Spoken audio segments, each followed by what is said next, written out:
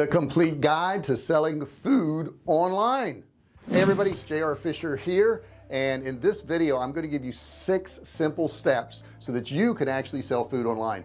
And I'm not talking about something I don't know about. For the past 11 years, over a decade, I've been selling food online. I own a company called Survival Cave Food, which you can Google it.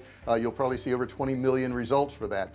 We've sold millions and millions of dollars of food online, and in this video I want to show you how to do the same thing. Now we sell survival food, and there's all kinds of different foods you can sell. You can sell baskets, you can sell jars, you can sell meals, you can sell everything. But the point is, in this video I'm going to walk you through the steps that you need to know so that you can sell any one of these products. Before we get started, don't forget, subscribe below, hit that subscribe button, don't forget to ring the bell, turn on all bell notifications so you're notified each and every time I do a new video or I go live. Give me a thumbs up if you like the video. I would really appreciate that. Okay, let's get right into this. Starting a food business online. You know, I started my business in 2009, and we actually started manufacturing foods in 2010, and we've sold millions and millions of dollars of food online. And the thing I noticed about food is you really need to have a defined niche. Now the food I sell is survival food. It's emergency food. That's what we sell. So to sell that kind of food online, I have a particular niche, and I want you to think of the same terms too. The first thing you're going to want to do is write a business strategy. Exactly what are you going to do? There's all kinds of different products to be sold out there. Like I told you, I sell Survival Cave Food. That's the brand, Survival Cave Food. You can check it out. Should be a link there somewhere. Survival Cave Food has now become an actual Google search term. So it's really important, guys, to realize that your idea can really grow. It can grow into something really big. I think a lot of people have a hard time with that. They were like, I've never had anything big, so I can't have anything big. That's not true. Everybody starts at zero. Okay, everybody starts at zero. You can do this stuff. Just follow these steps. The next thing you want to do is develop a menu. When I say menu, I don't necessarily mean a packaged meal where it has, you know, potatoes and vegetables and a protein, but it could be that. Your menu may be nut butters. Let's check out one of the sites I found that I thought was pretty cool here. It sells protein packed nut butters and nothing else. They offer 12 different flavors, all with the same sugar-free non-GMO base. By staying niche and focusing on a limited menu, they're able to hone their craft and make a successful product. So that's just one area. They've targeted this market. Okay, once they define what they want, they identify the who, and they imagine the ideal customer and get as specific as possible, thinking all about the details around demographics, lifestyles, interests, hobbies, all of those things. Number 2, you want to identify your brand. Now my brand is Survival Cave Food. Now the cool thing about Survival Cave Food is it's survival food with cave in the middle. Okay, so when people are searching, you know, survival food, oftentimes my brand will pop up because that is in the title. So you want to think about that. Just like the company I just told you about, the nut butter company, when people are searching nut butter, I would imagine that site is SEO'd for nut butter. So your branding really matters. Number 3 is build a website, but don't do that. Don't do that. You're going to build a website. Yeah, you're going to build a website, but I would say test your products first, and you can do that in a program called Kartra. Now below in the description I have put a link to Kartra, and what you can do with Kartra is you can design sales pages on the fly. Like in 10 minutes you can do a sales page. They have templates in there, and you can put your products on there and see how it sells. Once you see how different products sells, then you can build it onto a traditional website. You're still going to need Kartra, because what Kartra does is it allows you to make sales pages and demo pages and videos and all that, but it's also an email marketing tool. You can email your customers based on what they've done, what they bought. It's all automated. They have email sequences in there. You can put videos in there. There's so many things that Kartra does. You can have affiliates selling your products in Kartra. I highly recommend it. And if you click the link below, you'll see a link for Kartra. When you click the link, you don't have to give up your email or credit card or anything. It's just going to show you a video. If you like the video, you can get a trial version of Kartra for only $1. So I would suggest you check that out. Number 4, streamline your food production. This is super important. We use a particular factory to manufacture our food, and some of you may say, well, I'm just going to do it in my kitchen right now. I'll just put together some food items in my kitchen, I'll put labels on them, and I'll sell them.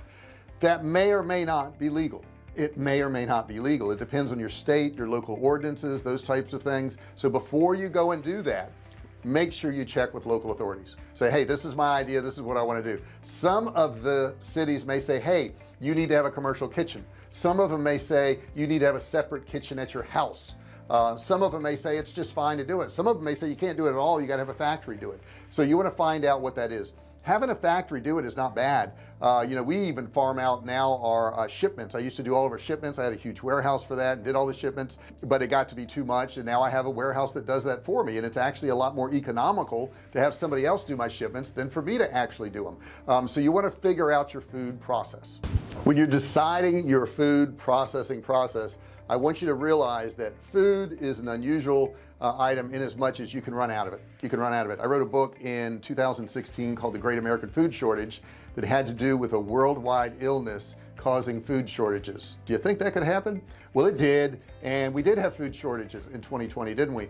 And we actually, as a manufacturer, ran out of certain things. So you need to have a contingency plan. You need to realize that sometimes you can run out of ingredients. What are you going to do? Do you have a contingency plan? Do you have other products you could sell? If you're stuck with one particular product, you could be hurt. Now we have canned meats and freeze-dried survival foods, but the canned meats, you know, we have beef, chicken, turkey, pork, ground beef, but some of those proteins we ran out of, and at one point we ran out of everything. I think everybody did in 2020, but the point is, have a contingency plan for that, because you never know. Number 5, create a marketing strategy. What's your marketing strategy? I know when I started my business, my marketing strategy was to put up a website. Yeah, nothing happened. Nothing happened, and I soon realized I had nobody going to my website. I tried SEO takes months, if not years, so I still had nobody going to my website. So what I did to sell my products is I contacted like sites. So I went around and I looked on the internet, and I found other people selling survival products that my survival food would fit into their website, and I contacted them, and after contacting probably hundreds if not thousands, I got a few people to put it on their site. Now if you search survival cave food, which I welcome you to do so, you'll find it on thousands of websites at this point. But the point is, you need to have some kind of marketing plan. What are you going to do? My marketing plan was to get other people to sell our products. That's what worked for me. Maybe you want to do social media, maybe you want to do videos. All those things take a lot of work, but you got to have a marketing plan. Maybe you want to buy ads. Make sure you know how to run ads before you buy ads. I do have a course on Facebook ads. It's below in the description. If you want to check that out, you can click on that and learn how to do Facebook ads. But the point being is, you need to have some type of marketing plan. This stuff is not going to sell itself. Okay, products, having a great product doesn't matter. It's the person who has great marketing that really matters. So make sure you have a marketing plan. If I told anybody the secret to making online, I would say it's marketing. That's it. And if you don't know marketing, you probably won't make it online. Now the advantage to watching me right now is I have a lot of videos on this channel for absolutely free on how to market stuff online. So if you go to my channel, which you're at right now, but you can click on my name down there, JR Fisher Training, you can see all the other videos I have. I think I have around 1,000 videos right now on this channel. So there's a lot of information on here to help you out. And keep in mind, these videos are based on over a decade of selling online, making millions of dollars of both digital and physical products. So these things will probably work for you too. These are things I've already done. That's all I really teach you, is things I've already done. So it's super important, guys. Marketing.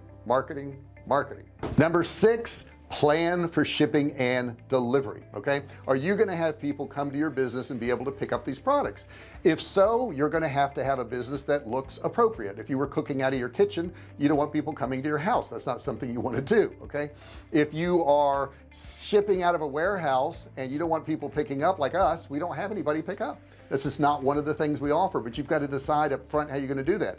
Now when it comes to shipping, do you have something that's perishable? Is it something that's going to have to get there quick? If so, you may have to pack it in, you know, dry ice. You may have to be shipped overnight. Is that something that needs to be done?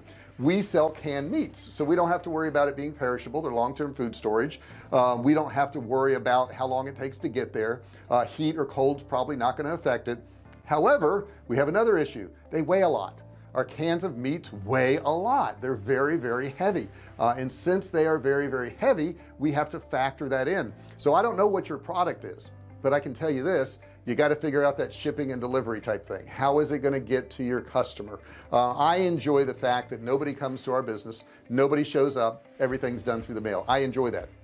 You may want a storefront where people actually pick up products from you, and you enjoy that, and that works for you. But realize as soon as you do that, that you have to have somebody there to pick this stuff up. So that creates another problem, but it's a problem for me. It may not be for you. Maybe it's something you want to do. And let's touch on that shipping just a little bit more again. Are you going to ship worldwide? Are you going to ship just in the United States? Are you going to ship just in Europe? Where are you going to ship to? What are you going to charge for shipping? Are you going to charge for shipping? All of these things have to be factored in. Shipping is a huge thing. Who are you going to use for shipping?